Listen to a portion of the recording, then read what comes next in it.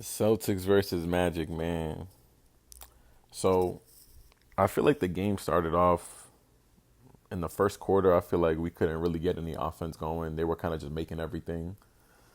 At one point, we were down by 16. We reeled it in. Um, I mean, they were just making every shot. Like their threes, man. Shot almost 50% on threes, 17 to 36. So the first half was really us just catching up. The third quarter, we hung around. So we went. Let's just skip to the fourth quarter. We were down four going into the fourth. I'm pretty sure it was 84-80. Boom. We kind of start making a run. We ended up catching up and taking the lead. So this is where I feel like the game was lost. We had the lead. We were up 1 point, and Minot got a steal on defense, and it was I think him, JB, and like Pritchard in the backcourt, and Anthony Black was back there with them. So it was like three of our guys, one of their guys. This man ends up turning it over, and instead of us being on the fast break with a chance to go up 3 or 4 points, because we was up one at that point already, we turn it over. Minot turns it over, and I don't want to put the blame on him as if that one thing lost us the game, but that really swung the momentum. So he turns it over, and Anthony Black gets an and one. So now instead of potentially going up 3 to 4 points, now we give up a 3 point play, so we're down two. Boom. And I feel like since from that point on, we really lost all momentum. After that, the second thing that really killed any momentum we could have had, Kada. D White had like two people on him and threw it to Kada. He threw it to Kada a little bit late in the paint, but Kada smoked a bunny. I don't know if it was a foul there or something, but he smoked a bunny. So that's 2 points that we didn't get. And then he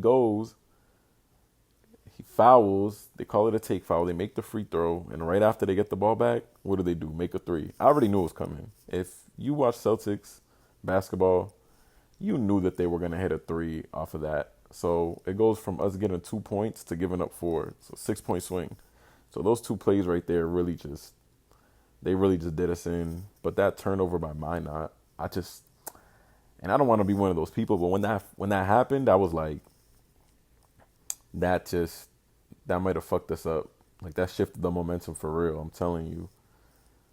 Like we could have went up, but boom, we turned it over, give up an and one, dude. To Anthony Black, come on. This dude swapped jerseys with freaking Grady Dick, bro. Like, what are we talking about? And then the fucking Magic are just making every three, almost 50%. I feel like, this is kind of like a taste of our own medicine from like 2 years ago when we won the championship, which is making every three.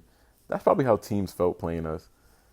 But why is Jalen Suggs making like 4 or 5 threes at like a crazy percentage, bro? Like, I don't get it. This dude hit at least two of his. How many threes did he have? Did he have 4 or 5 threes?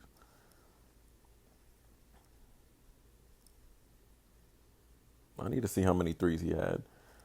Either way, at least two of them were like contested with somebody in his face. And I'm like, when did this guy start shooting so good? Like, it's like everybody just becomes Steph Curry when they play us. I don't get it. Wendell Carter Jr., I think they said he's like 10 of 20 on coming into the game on threes or something, but he's never been a elite 3 point shooter, so he hit a few threes.